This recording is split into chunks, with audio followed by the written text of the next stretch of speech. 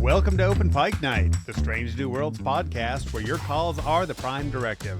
I'm your host, John T. Bolds, here tonight with an exciting new segment of the Open Pike Night lineup, Strange New Words.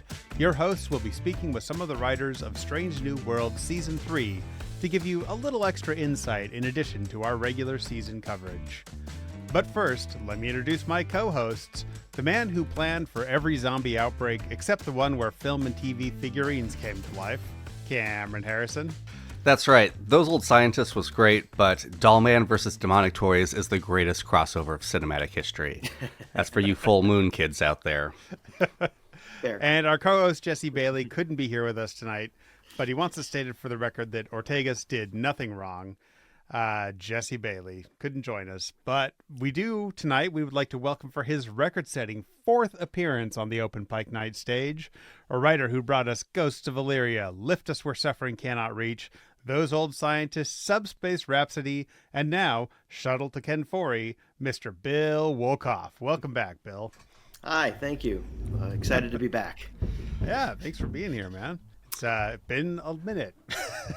And a minute equals 2 years. That's right. You know, in case anybody is asking. Speed, yeah. Let's bring Aaron McDonald on to do the calculations there. I believe last time you were here, you gave us a one-word tease for season 3, which was Mortegas, and you were very excited to give us Mortegas. You were pleased with yourself on that one. Were you in fact referring to the fact that we literally have 2 Ortegas characters this season?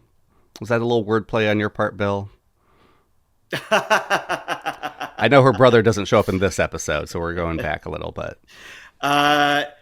Yes. Very clever then. Very. Yep. A wordsmith. I knew it. Minor Lucan is amazing. I'm so excited for fans to get to experience him in the episode that you've already seen. I can't say any more than that, but he is wonderful. He is Mortegas, and but the literal definition of it. But there might be more than that. There might be even more than that. I don't know. What do I know? Well, in episode 1, we had less Tegas because her fingers got bit off. Yeah. True. Accurate. And down at least a quart of blood, I'm guessing, from what we saw. But this one, we were down quite a bit of blood because we had zombies. How'd you finally decide that this was going to be the zombie episode? I mean, that was our showrunners, Akiva Goldsman and Henry Myers, said it was time that we did a zombie episode, and our version of Trek. I mean, Next Gen, has the Borg, which in the language of like how zombies, that George Romero has, set up zombies affect each other. Borg arguably are zombie-like in that way. So Trek has approached a very sci-fi, version of zombies before, but we really wanted to go a little more organic in ours. That was, take a cue from horror a little bit, finding a lost colony where something bad happened a long time ago, and we're just picking up the pieces there, however many weeks or star hours later it is star years later that our crew finds this lost Federation facility. Yeah, I love the Indiana Jones kind of melding with the zombie genre this does, especially in the first half. It's a lot of fun. So was Shuttle to Kenfori conceived originally as a follow-up to Under the Cloak of War, or did the idea to bring in that plot line kind of come up during the writing and breaking process? I don't remember exactly. It was very early on. I don't know if it was the inception of that episode, but it was clear that we were making an Mbenga episode, and a Mbenga heavy episode. It's also just as much a Pike episode. It's about the two of them. And it was also clear that we wanted to use Klingons in our zombie iconography here, and it's hard. It would have been.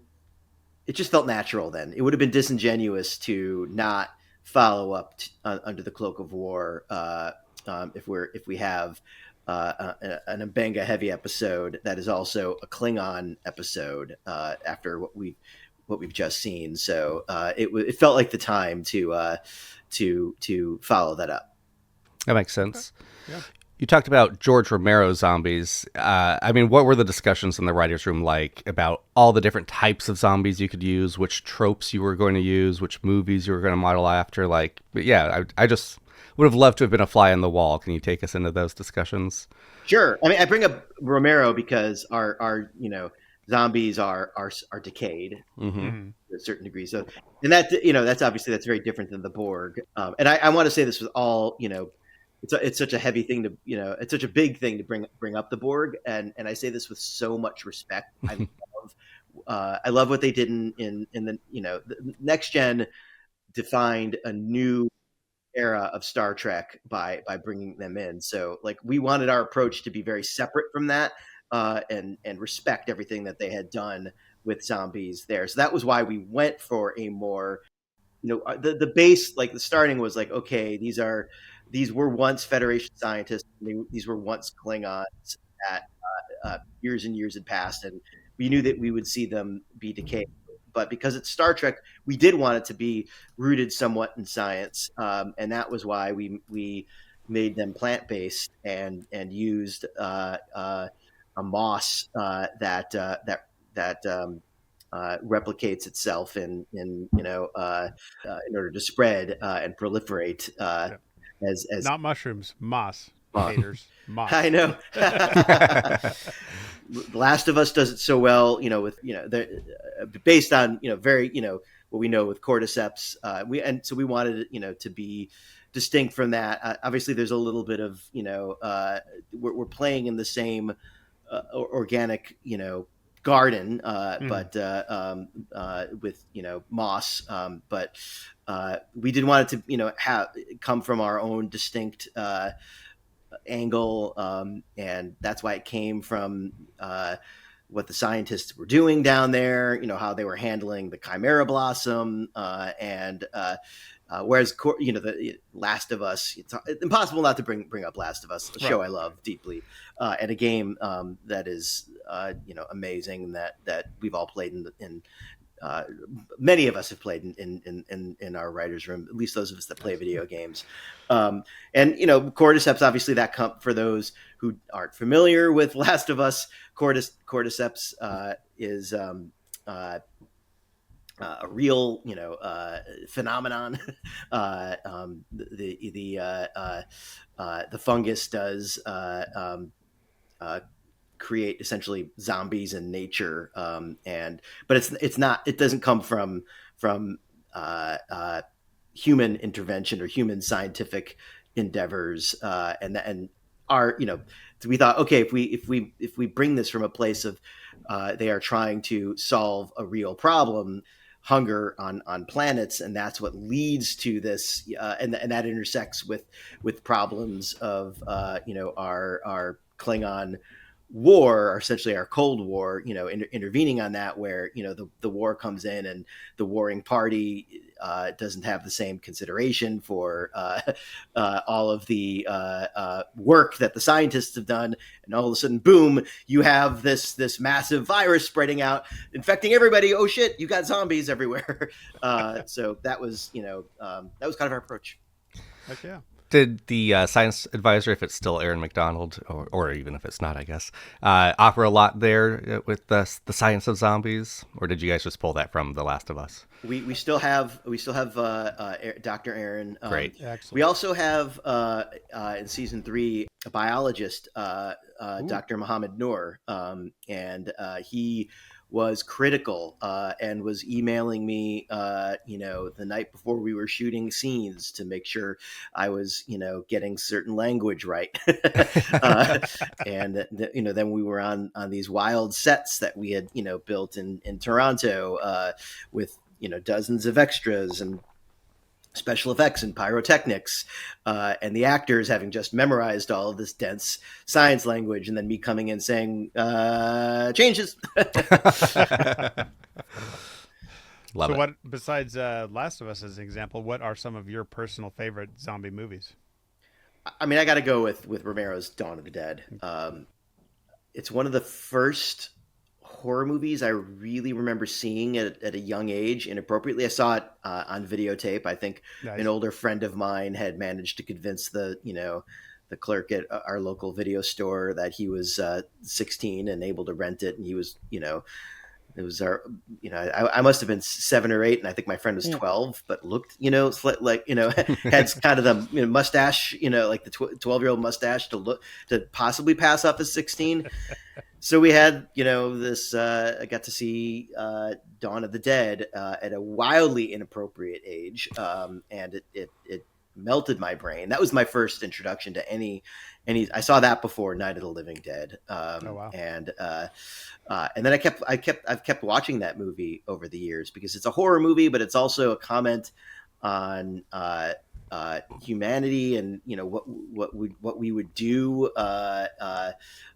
when things are going terribly wrong with the world and we're unable to stop that from happening. That's appropriate for today. I don't know. They isolate themselves inside this shopping mall, and can they have this existence and exist, live just the three of them, in the shopping mall, while, the world is falling apart around them, and still be happy? Big existential questions that blew my high school brain. Anyway, I love that movie so much. And that's given me a deep love for this particular genre. I love the 28 Days Later take on it. I love the Train to Busan take on it. I love all of, obviously Train to Busan was another big influence for this episode. Onitra and I talked a lot about all of the zombie movies that we loved and wanted to, do justice to as best we can, while bringing that into the Star Trek universe and making it both a zombie story and a Star Trek story. It is hard to combine those. That's always the challenge that we have in the writers' room. So yeah, we both have such a deep love for this genre, and we blended it. We blended it together, and we had Dan Liu as our director. He kind of came up as a director on The Walking Dead, so he has Okay. shortage of experience directing zombies. And Dan Liu said, "Oh, okay, so just because I'm Walking Dead, you're making me do the Star Trek zombie episode? Okay, I'll do it. That's cool." Yeah, but they're fast this time, Dan. Okay, so it's a completely different ball game. Right? Now, is it safe to assume that Shuttle to Kenfori is a reference to Train to Busan?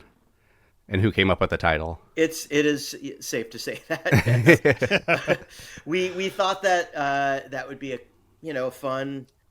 It's in the Star Trek world, titles get released early, and not even 5 minutes had elapsed before people started saying zombie episode. We have to give it to our co-host Jesse, who's not here. He was the one who picked up on that, so credit to him. Said it first, yeah. Speaking of credit, and you mentioned her, your co-writer on this was Onitra Johnson, who we love and couldn't make it to this discussion. So do you want to throw any love out to her? Like, what were her contributions to the script that you really liked? I mean, it's next to impossible to delineate where, one writer's contributions start and the other one's, end. It's like, it's both of us equally from start to finish.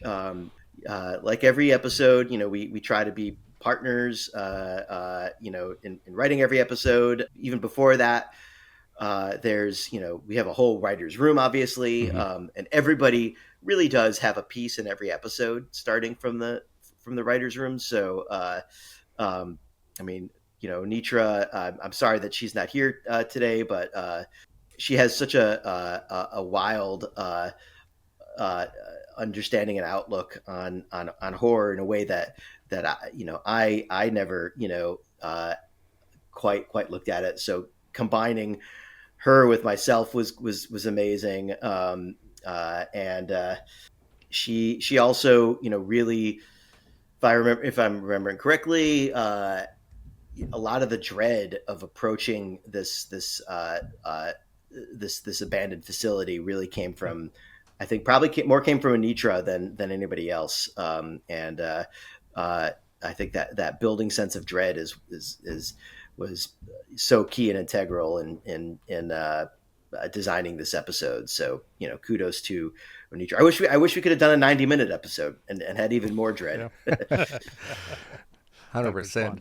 Yeah. You mentioned the other collaborator, Dan Liu, the director. So one thing I loved about this episode is that it takes place during the daylight. So that's, we're already kind of doing a remix on classic zombie tropes. And then the way they use the light the same way a horror movie would use shadows, like the oversaturation would kind of hide what was coming.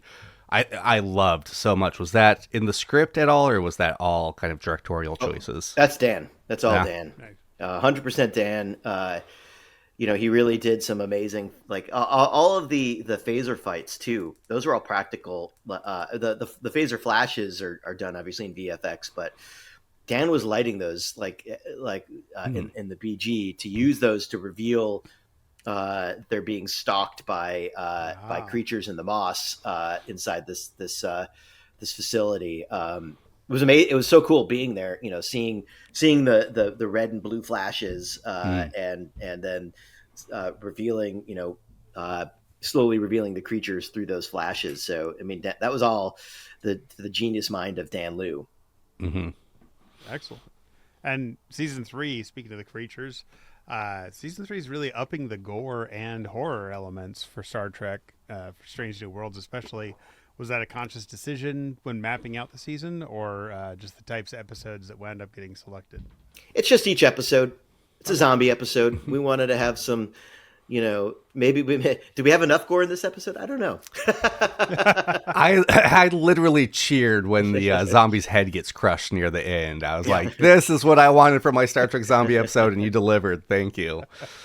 I mean, Klingons do have, canonically, heavy boots with spikes on them. So, like, it seems like they're designed for just this situation. Exactly. Quick interjection here. There's a dog in the background. I can't remember. Have we gotten the dog's name before, Bill? Oatmeal. Oatmeal, come here. Hi, sweetie. Oh my yes. goodness. Oatmeal, is always here in the background. Fantastic. Hanging out. I more of my life is spent being a doorman for a dog than it is being a writer, but gloriously so. There's our title, Doorman for a Dog. All right. The Bill Wolkoff story. Yep. Well, speaking of Klingons, we got some Klingon action this episode. I always love that. Do you know any Klingon? How much Klingon do you know? You had to write Klingon lines. Do I speak Klingon? Are there any phrases at least? I never. I slept through remedial Klingon when I was in high school.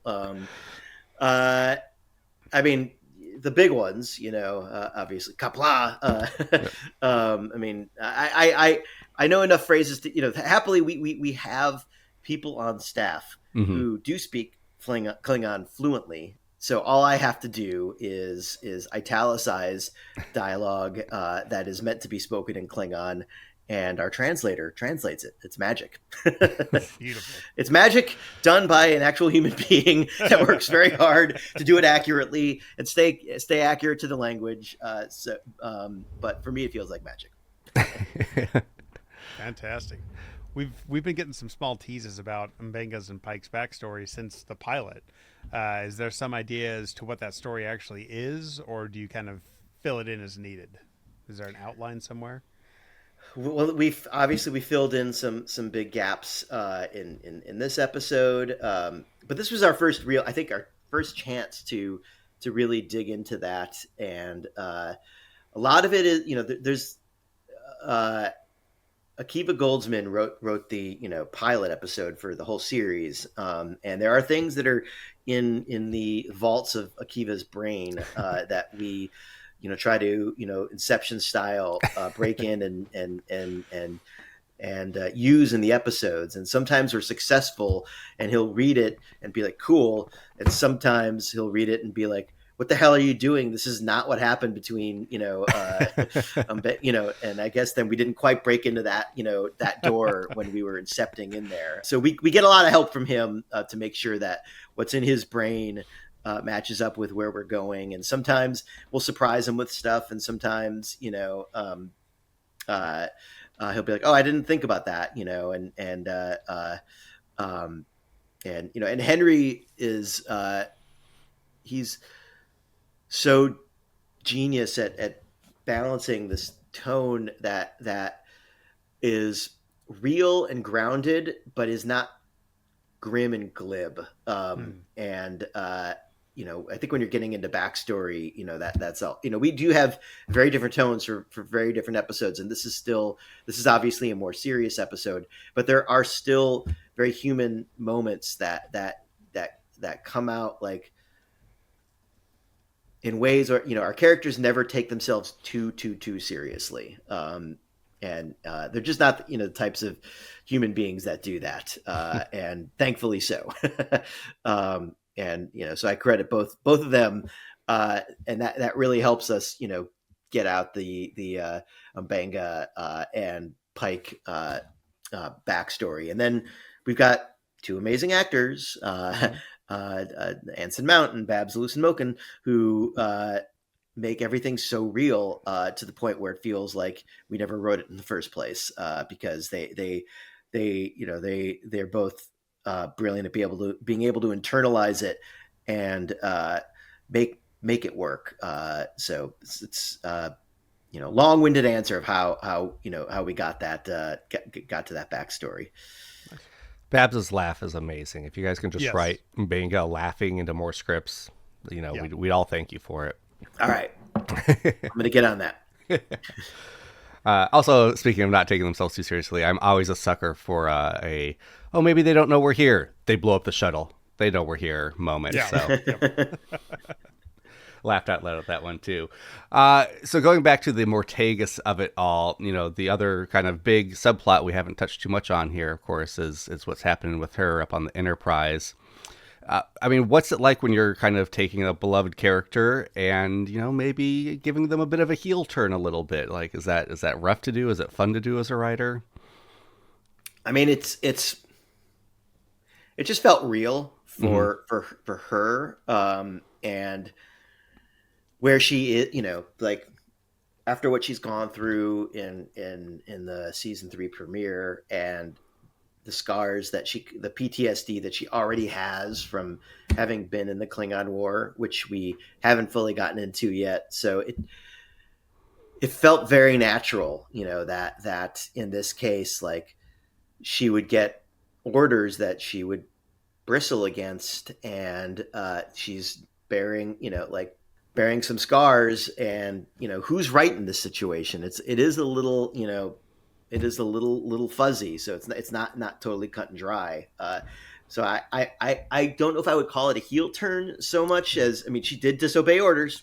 There's no doubt about that, and she got caught doing it, and she admitted it.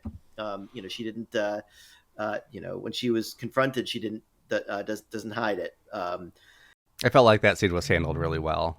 Yeah. Oh, thank you. Yeah. And it really did come from, it wasn't premeditated. I guess everything is premeditated because we plan it out, but like we try to live with these characters in the room as we're breaking the stories, and make a lot of their decisions based on who they are, and where they are. And it felt like, so we started from a place where we knew that she was going to be, disagreeing with the strategy, and it just felt natural that in this case she would violate an order in a way that almost looks like, and I guess in a way that you could say it's a heel turn, because she did it smartly in a way that she most people wouldn't notice that she had violated an order unless you knew how good of a pilot she was. It's a justifiable, or maybe not justifiable, relatable, understandable heel turn. She's going through trauma. She was put back on in duty too quick. Yeah. Hey, if she becomes the whole series villain for the rest of the next couple seasons, I mean, That might be interesting. Yep. So speaking of kind of those gray areas, going back to the planet and Mbanga, I feel like you really struck a great balance of his kind of utter distaste and disgust for Klingons and their culture, but also his kind of begrudging respect for them as well, in a way that I think if it was handled poorly, like it would just feel like, oh well, who is this character? But because of the writing and the performance, like just feels really great. Was that a tricky balance to find, or did you kind of just hone in on it pretty quick? That was, also very much in conversation with Under the Cloak of War, from season two, and this is an episode. It's about friendship and trust, and who can you trust? Mm-hmm. And Pike is in an episode where the people who he trusts so implicitly, he finds don't afford him the same amount of trust for his partly because of who he is, and where he needs to grow. And so Mbanga's choice, to hide, this from the captain back in season two, for me at least, it feels like that's where it comes from. It's about him. It's about not about him trying to cover up his own tracks. It's about him being afraid to trust his friend, that his friend will be able to handle what the choice that he made. Mm-hmm. Yeah, I mean, not to get too far off base, but at this point, we're still assuming that Pike doesn't know about the whole Rukia thing and sneaking her onto the Enterprise and turning into a nebula. Is that right? Or in the writer's room, is that accepted as Pike does know about that? At this point, I mean, this is what I can say. This is what I can say. You are very spot on in your analysis. That's what I can Fair say. enough. I keep waiting for him to be like, didn't you have a daughter, Joseph? I remember visiting and meeting a daughter at some point, but maybe someday we'll get there. What do you think that this episode will be remembered for as the years go on?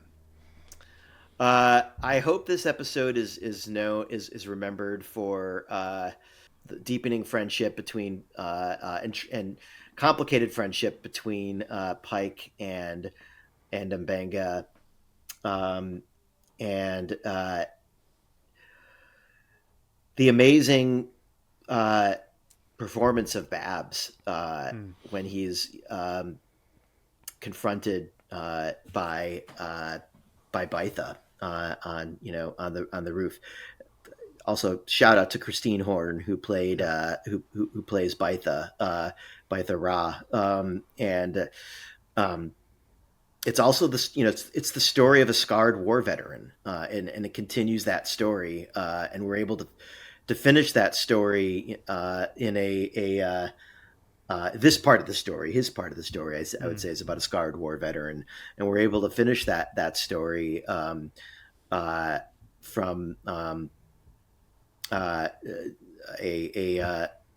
horror fantasy backdrop, but make the emotions very real. And Onitra Johnson, who's a veteran, I think brought a lot of the gravitas to those scenes too, in a way that I never could have. As I'm not a veteran, but it is very much about those scars that we carry with us. I hope people remember that.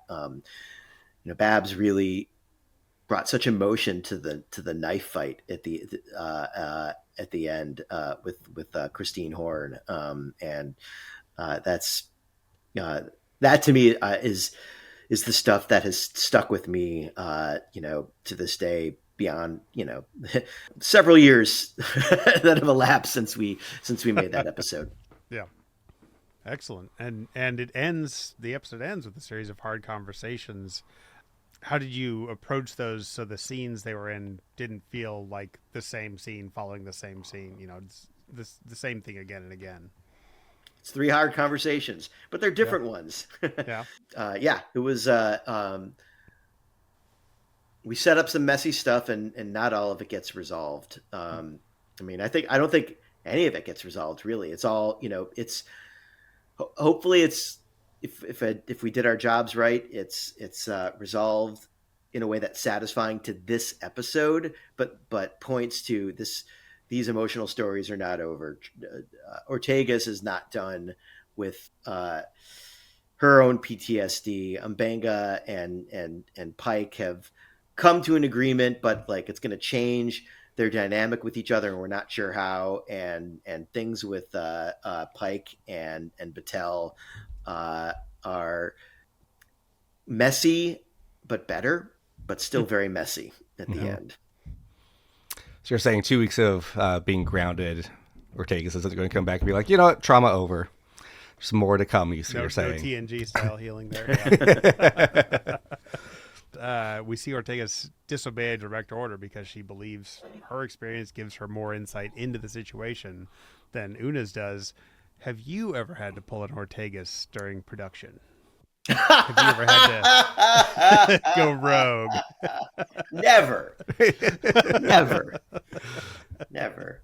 Every episode, we all, fight for what we think is right, and then we get. This how TV works. We write the episode. We're guided by the showrunners, and we're lucky that we're in an environment where we all get sent to set to produce our episodes. But then it's us on stage, and we speak for the showrunner on stage. So I genuinely try my hardest to make sure that when if I'm making decisions on the fly, or Nitra is making decisions on the fly, that we're doing it in a way that lines up with Henry and Akiva's vision.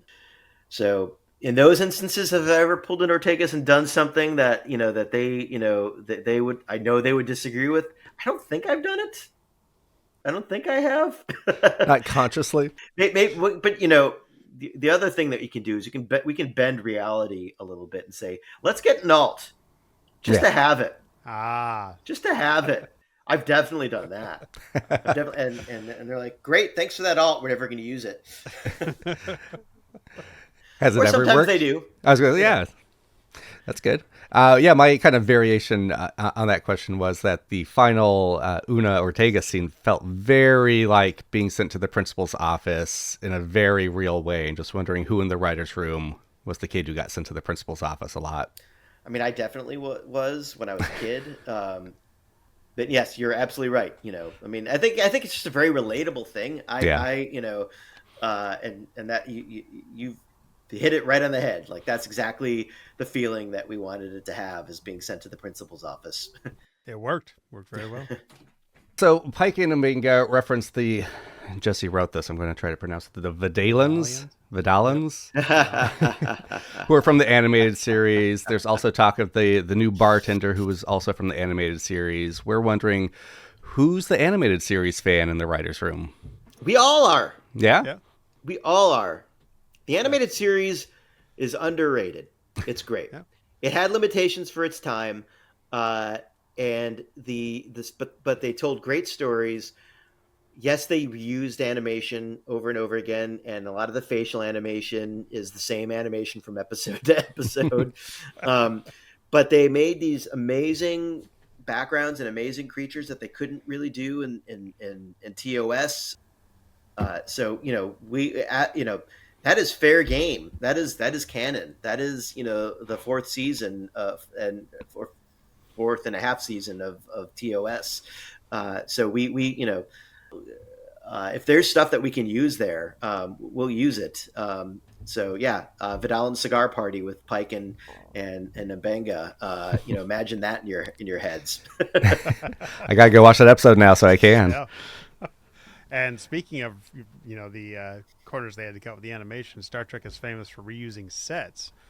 the abandoned station on Kenfori. Was that reused something from one of the earlier Strange New Worlds seasons, or Discovery, or was that a brand new set from whole cloth? Jonathan Lee, genius. Oh, yeah? Jonathan Lee. We were in, I think it was a hot dog processing plant. I might be wrong about that, but it was an abandoned plant in the Toronto area. It wasn't that far, and it had the right vibe that we needed. And Jonathan Lee's team came in and turned this whole plant into something that looked like it, was from the future, on a Federation colony.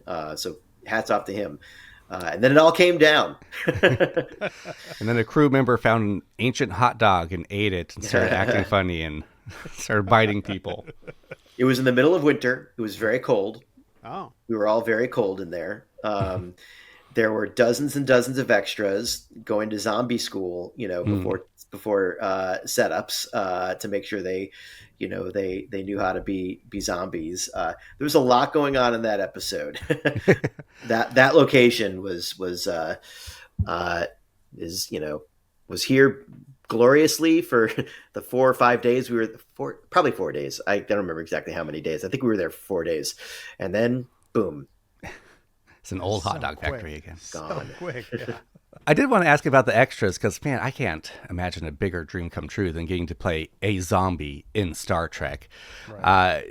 Was it just the normal kind of cattle call of extras, or did you kind of reach out to specific zombie groups in the Toronto area? I'm sure they exist, or, how excited were they to be there in full zombie prosthetics? Very excited, and very, enthusiastic. And yeah, it's a mix of like stunt people who are actual they're all performers, but like stunt people who are SAG performers, and back BG. They're all getting, schooled in how to be zombies. And they were they were great. They were great. We had one unfortunate, semi-costly mistake, but that we had to fix, that we had to creatively fix, where and this is there's just a lot going on. It was the middle of winter, we had a lot of extras, and we had a gag where Pike and Benga are kind of holed away in what they hope is a safe area, and Pike stands up against this glass, and then a zombie pushes up against the glass and breaks through it, and everybody was focused on, there's just these kinds of errors happen occasionally, but that was a big deal, having the zombie break through the glass and then a dozen zombies pour in after him. And, we wanted to make sure we got that right and that it was beautiful. And everything looked great. The stunt was great. The performer was great. And I'm looking at it in playback and I say, why does that Federation scientist have a Klingon ridge on his forehead? Oh no. And we realized that one of the background, the one that pushed through the glass, his face was right up against the hero, was a Klingon in a Federation science jacket. And we said, pardon me. We said we F-bombs were dropped literally that night, and because we didn't have, I think we had run out of windows to break, and we fixed it. I forget exactly how. So it, but that was a moment where, like, oh my, and then, because there's no reason as a Klingon would have put on a Federation I don't jacket know, like when they turn into a zombie, they just want to eat. I'm inventing this whole backstory about how, like, the Klingons were trying to go undercover in there at first, and the hollow device or the Mission Impossible mask. I forgot to cover up the ridges on my forehead. Yeah, he killed the scientist. He's like, oh, I got his jacket. Yeah, that's right. Zombie. Yeah, come on. For the rest of the show, whenever we had big, crowd scenes with zombies, I went up to each one to double check. Okay, there you Klingon, go. Federation, Klingon. Yep. All right, we're good. Well, it's kind of, speaking of backstories, I was kind of wondering, there's a line early on from the main Klingon, what's her name? Baitha.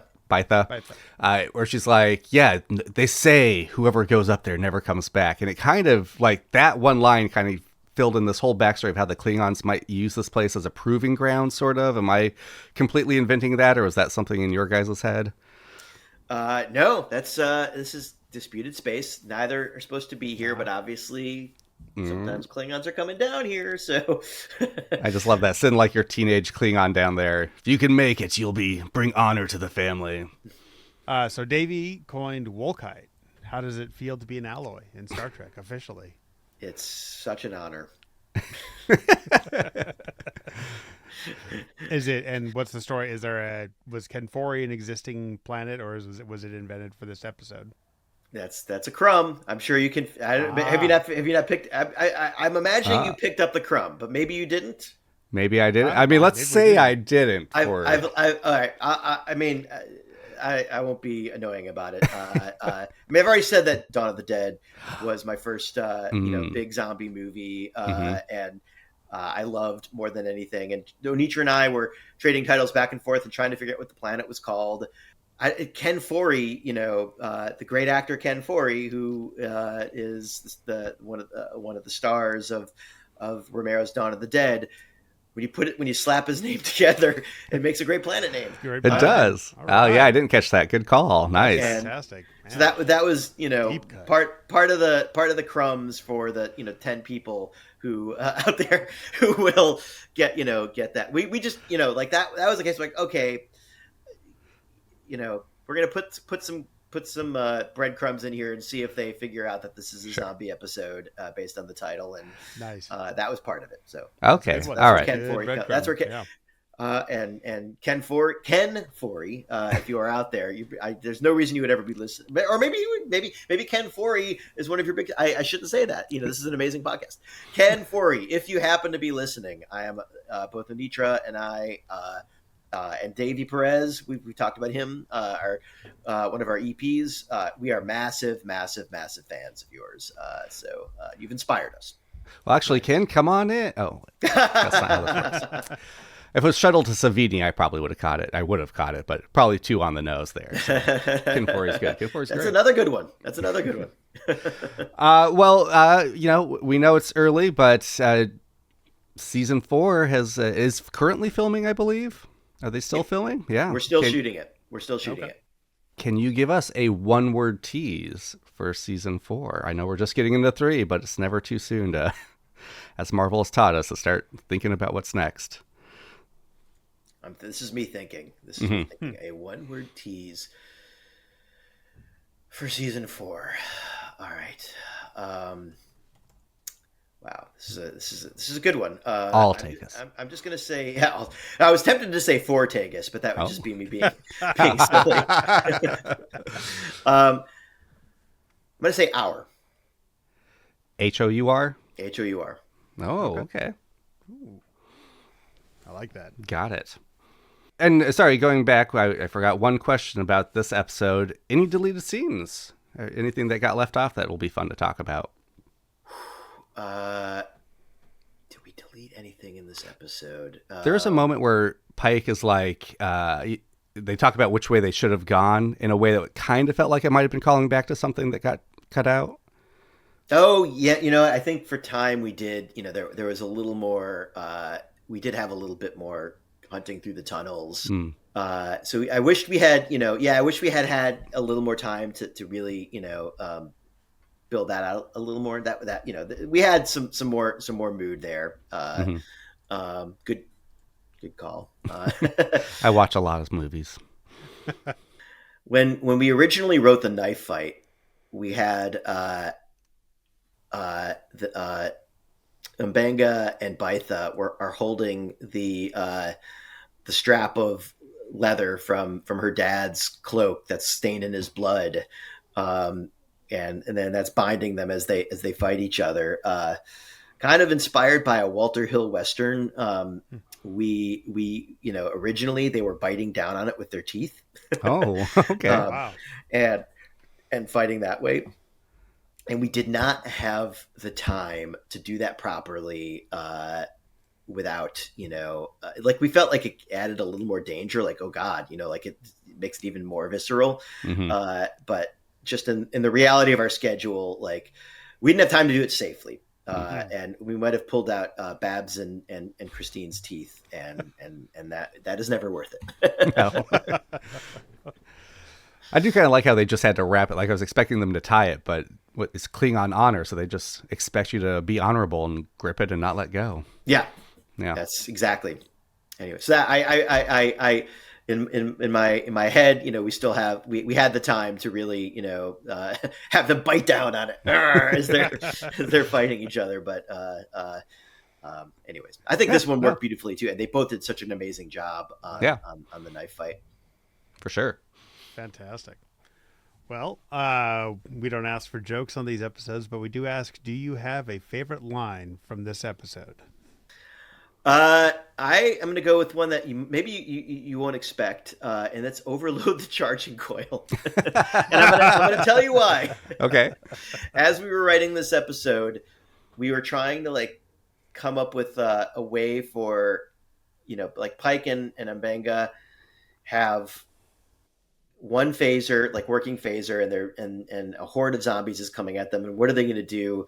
And David Reed said, shit, now I'm embarrassed. I'm forgetting is it the Conscious of the King? I think it's was that the name of a TOS episode? Conscious of the King? That's the name of an episode. Yeah. Okay. That's the one. There's a moment in Conscious of the King where they have somebody has turned a phaser into a grenade because the charging coil is overloaded. And David Reed pointed that out. He said, you got to have them overload the charging coil. Nice. And anyways, it's so silly. It's not emotional, but it's just an Easter egg. So that line, when I think it's Pike says it, overload the charging coil, mm-hmm. and they very quickly turn their phaser into a grenade. That's just a little throwback to TOS.